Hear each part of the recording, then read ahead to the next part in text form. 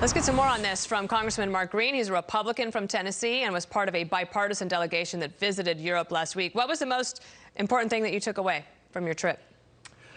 Well, Dana, it was both heart-wrenching and heartwarming. Heart-wrenching in that we got to hear the stories directly from the refugees, their homes being bombed, people, being killed, they brought pictures, images of children being killed, heart-wrenching stories. And then heartwarming as you see the people of Poland and Romania and Moldova opening up their homes.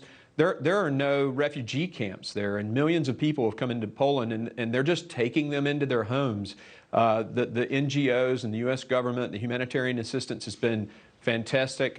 Mark Murphy, the world-renowned chef, we went to a place where they were cooking meals for the people. Very heartwarming to see the response, very heartbreaking just to see the devastation in these people's lives. So this was a bipartisan delegation, and we know that there's a lot of polarization in the country, a lot of partisanship. What was the feeling amongst the congressional members there from both sides of the aisle? Well, the delegation was really unified in the need to change our response. The president has pushed sort of a punish Russia perspective, and that hasn't worked. What we really need to do, and again, the congressional delegation was unified in this: we need to prevent Russia from doing further things, and that means harder sanctions, more lethal aid, and things like that. We also met with members of the 82nd Airborne Division, the 101st, and the American troops that are deployed there on NATO's eastern flank, and the delegation was completely in agreement in supporting those forces and, of course, growing them where we can. Do you think that the Congress will continue to pressure the Biden administration to do more? And I'd also love to get your thoughts on the gaffe heard around the world over the weekend when President Biden ad-libbed those 9 words. Yeah.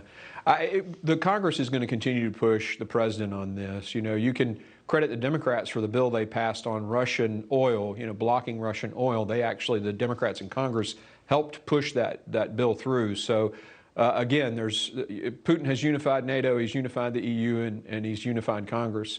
As far as the gaffe, the president's just, it's sad to see stuff like that happen.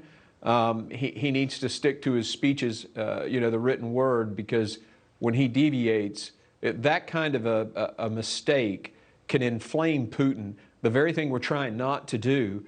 And, he's just got to watch what he says. What presidents say matter. Yeah, it's not like when you're a senator, right? You can say lots of things when you're a senator. You might get criticized for them, but there's not a lot of consequence that comes directly from that, sir.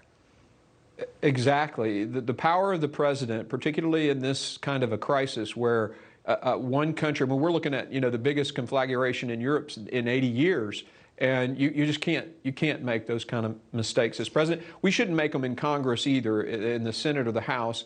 We should be more cautious as well. But clearly the president cannot say things like that. What do you expect out of the possible peace talks that are going to continue apparently tomorrow in Turkey between representatives from Russia and Ukraine? I would say my expectations are pretty low because Russia continues to insist that the Ukrainians basically give up their sovereignty, particularly for the East. And you can look at the strategy changes on Russia's side militarily. They're focusing back on that land bridge, and they're going to continue to insist on that. And the Ukrainians, they want them out of Crimea. They want them out of the entire country. So I don't have a whole lot of hope. I'm just glad they're still talking, and maybe if they keep talking, we can get to some resolution. All right, Mark Green, Congressman from Tennessee, we thank you for coming on and for going over on the trip and telling us about it. Thank you. Thanks, Dana.